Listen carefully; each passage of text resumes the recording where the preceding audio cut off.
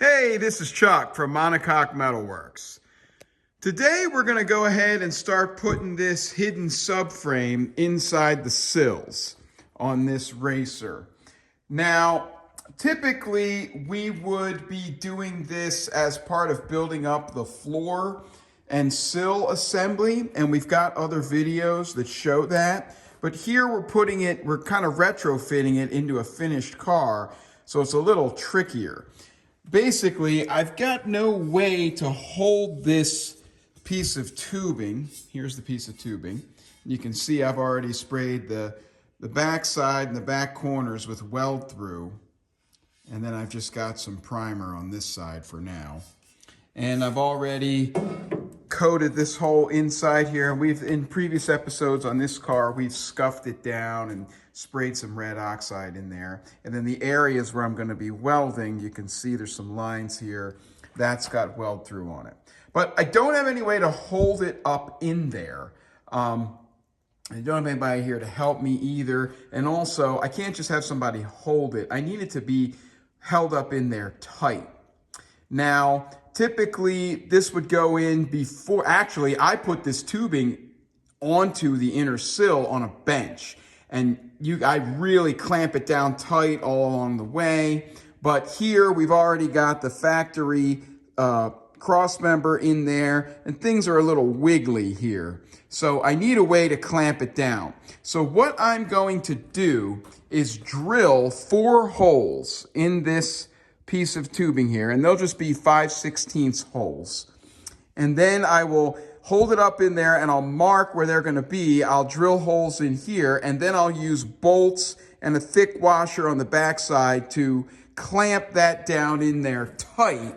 And then I'll go ahead and weld it. And then when it's done, I'll just weld those holes up. So let's go ahead and mark some holes and get them drilled in here and get that clamped up. All right, here's what I've come up with here. You can see I've kind of put everything together in a sandwich. And see, I've also got these little pieces down here, and they're gonna be, instead of using like fender washers or something, I'm gonna put them on the inside. And that'll pull the sheet metal of that sill right up tight all along. See, in the middle, this is where the cross member is gonna be. This is where the rear lower bulkhead is, so that's boxed in there behind the seat dishes. And then up front, I'm getting real close to the front anyway, and it's got that little, engine frame bracket that sticks out 1/16 of an inch, so I don't need to get real close up there anyway. So I'm just drilling this out one size at a time, using my Roto Magic, which works great. And I would normally put this in a drill press or something, but just with the length and bulk of it, I had to just do it here by hand. All right. Every once in a while, I come up with a great idea, and this was one of them. So this really worked out well to pull that up in there tight, just the way I usually do it when these are on a bench. And you can see I've got my pieces in here that are just pulling that sheet metal right up tight against it for the whole length.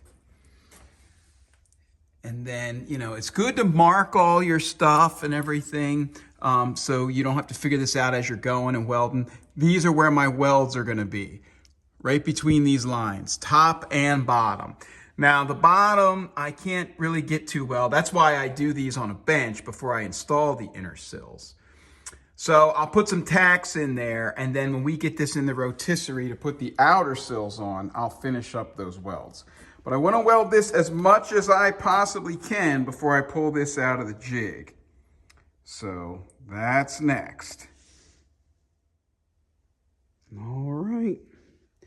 It's all still going great.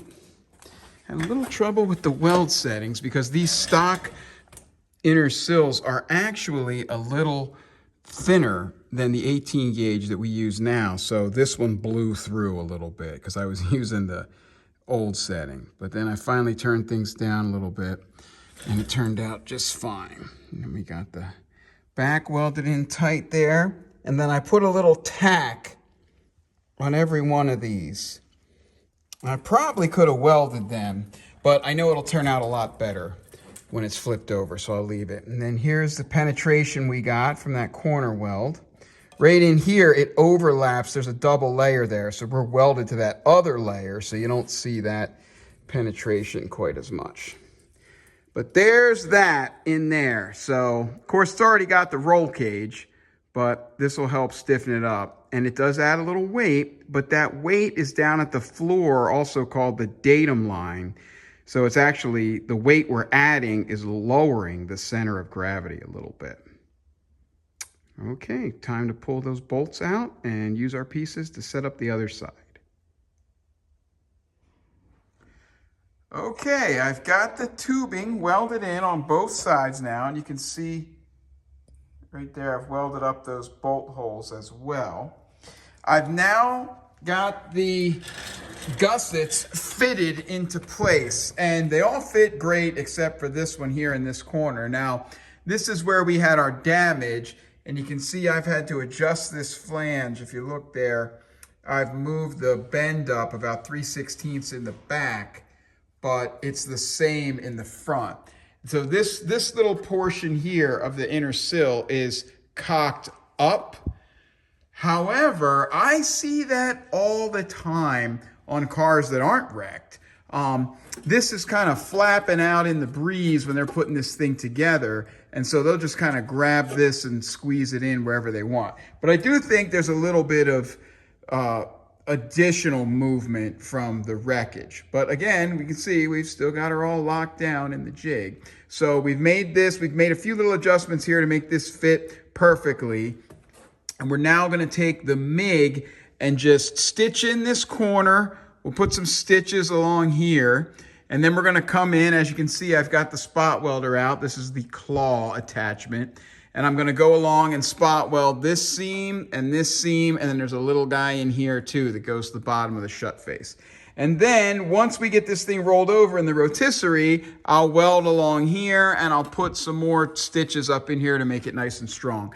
But I want to get this in there as strongly as I can now to hold everything in place before we pull it out of the jig. So that's coming up. Stand by. Okay, people are always asking for action shots, so I thought we'd get a couple shots of me putting in some spot welds here. I've already tacked this in place with the MIG, and there'll be more of that once we get the spot welds done. Let me just reach around you here. Turn this on. Little goggles here. All right. Just line it up. You can see we got our little marks there. Really that simple. You can see why I wear goggles. Gotta have that. Sometimes it'll shoot these sparks all the way across the shop. Alright, that's it. I guess we'll try some up top here. Watch this get screwed up on video, but this will be the first one for the top. There we go. Alright. You hear that? Came undone. And that's 3 layers, so I gotta crank up the current. Actually, crank up the timer usually. So anyway, that's it. We're spot welding them in. All right. We are fully spot welded in, and we are also stitched in.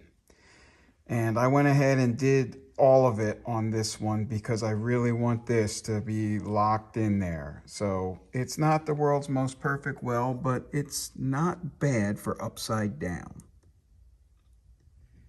You can see I got a little lump hanging down in here. The right back behind there isn't too great, but this will all get cleaned up once it gets flipped on its side. So we are good. And then the rest will all be tacked into place, probably plenty strong enough. And then they'll be doctored up once it gets flipped over. But with this one, I didn't want to take any chances. So she's really in there. And in all the excitement, I forgot to show you, oh, where's that other one? That I did paint the back side of all of these. So you can see there's weld through on there, and then 2 good coats of a gray primer. So next we're going to put the rest of those in. Oh, here it is right here. Yeah, there's this one. So then that one's going to go right up in there. Oh, helpful if I actually filmed what we're doing. That one's going to go right in there like so. All right. Okay, we're all done. And like I said, we will doctor it up a little bit when it's in the rotisserie. I'll weld some stitches along here on the bottom.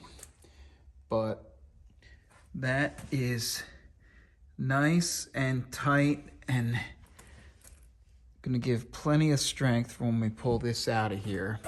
I'm hoping that this whole assembly here will kind of act as an arm that just kind of goes, just grabs that and keeps it down in there, because we've added a lot of strength in here.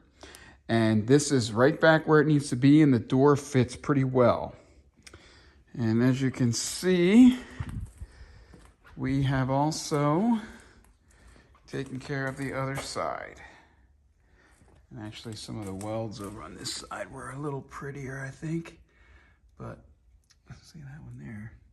Sometimes it just really decides that the setting is right for just that piece of metal, and it just goes. So there we go. We now have the subframe in this car, and we are going to move to the back in the next episode, and I've already started piecing that together a little bit. So stay tuned. And pretty soon somebody's going to be right back here blasting down the track. Thanks for watching.